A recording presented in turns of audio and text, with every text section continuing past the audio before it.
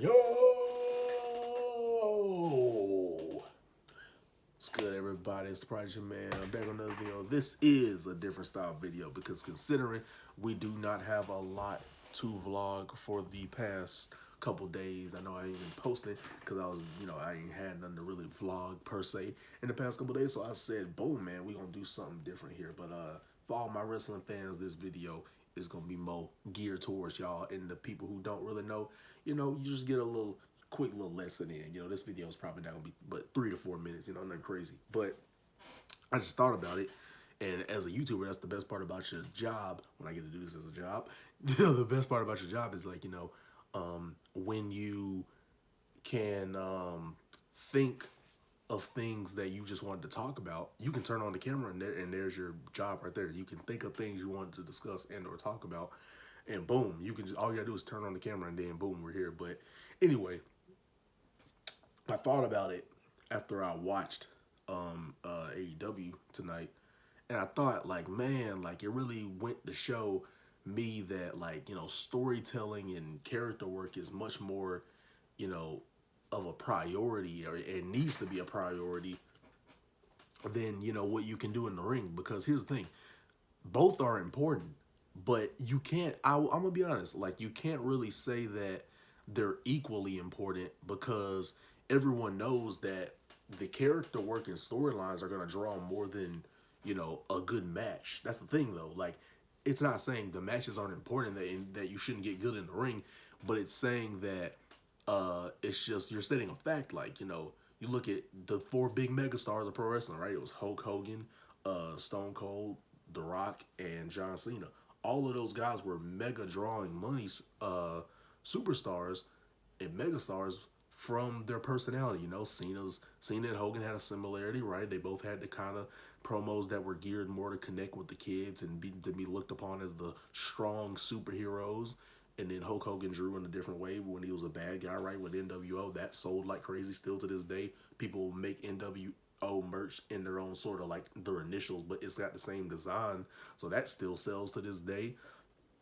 The Rock's personality and his uber entertaining charisma and all that other stuff. And Stone Cold, same way. His trash talking and the beer, everybody loved that and they connected with it because it made them feel something and it differentiated them from everyone else.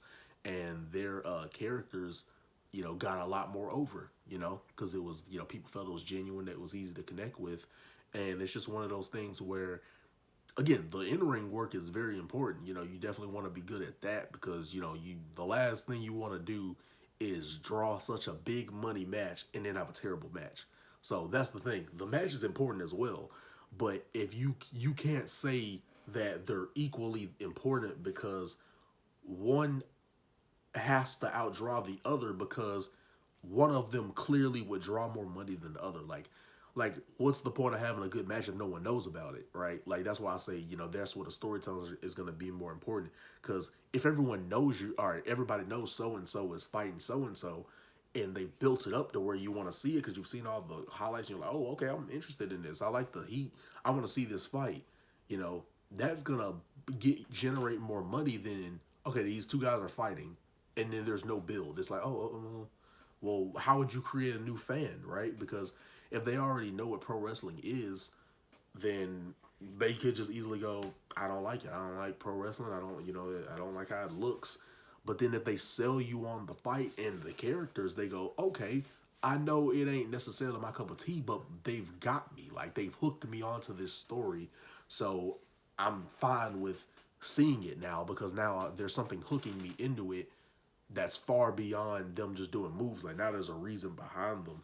So, some people fall in love with wrestling for the right reasons, right? They know how in-ring psychology is important, telling a story and character work is all very key points into making a business, a major company, successful, and that's what's gonna bring you success and make your stock rise, is your character work and your ability to tell a story in the ring and outside the ring, to tell a story inside and outside of the ring by way of in-ring psychology and mic skills. Everyone know, and charisma. Everybody who fall in love with wrestling for those reasons, they usually become the bigger stars. But the guys who only fall in love with it for the in-ring part of it, like they only look at the flashy moves and think that that's all there is to wrestling and that's all they do, right? They don't work on their character, or maybe they work on the character a little bit, but like don't have any type of mic skills. Like they're frozen when they talk, or they can't say anything of relevance because they're like they've never had to work on themselves to cut a promo. You'll notice and go like, oh, like that's it. That's all there is to this guy is his in-ring stuff. And now when you see the guy talk, you're like, oh, like I'm just saying, guys who are only good in the ring, there's a place for them in a wrestling company, and unfortunately for them, that's just a upper mid card role, but that's what I'm saying. Unless you have a character with, like, obviously there's managers, right? So you have people that could work with managers, but guess what? Guess how the managers even come through, right? Usually, like, for example, the obvious one that you can think of, Brock Lesnar and Paul Heyman. Well, Brock Lesnar has a character and a aura to him to where that works. He can draw money now, especially from the UFC, from when he became more legitimate, and then that just added to his money drawing ability. And then you look at people like Bobby Lashley, his alignment with MVP in the Hurt Business was when he was the strongest. There's character there. So it's not just, oh, Lashley can just do stuff in the ring. No, there's a character to him so that the manager part can even matter.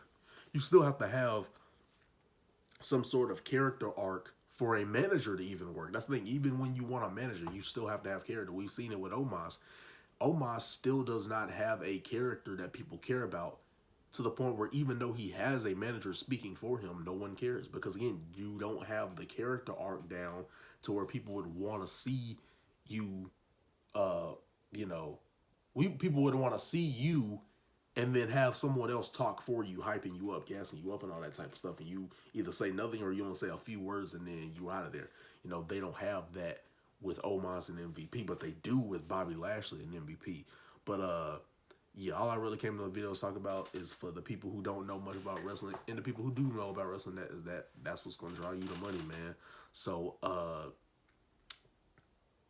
trying to think if I had to say anything else, Obviously, if you want to give examples, right, people like CM Punk and MJF, Roman Reigns, Cody Rhodes, guys like that, they fell in love with wrestling for the right reasons, and that's to, tell a story and draw money, work on their characters, and get a feud that people can believe in to where they would want to buy the pay-per-view. And a lot of some of the guys who haven't worked for a major company before and didn't study the business for the right reasons, then you notice how they either have a ceiling or they don't go far because they've never known what it's like to have to draw money. Because, right, when you're just wrestling locally, you're not really worried about packing out the arena because you're just on a local scene where ain't many people gonna see what you're doing. So you don't feel the need to actually have to, draw money and be captivating because you're not in a major company where that's all what it's all about. Like, once you're getting like to a major company, like it's all about drawing money, drawing people in.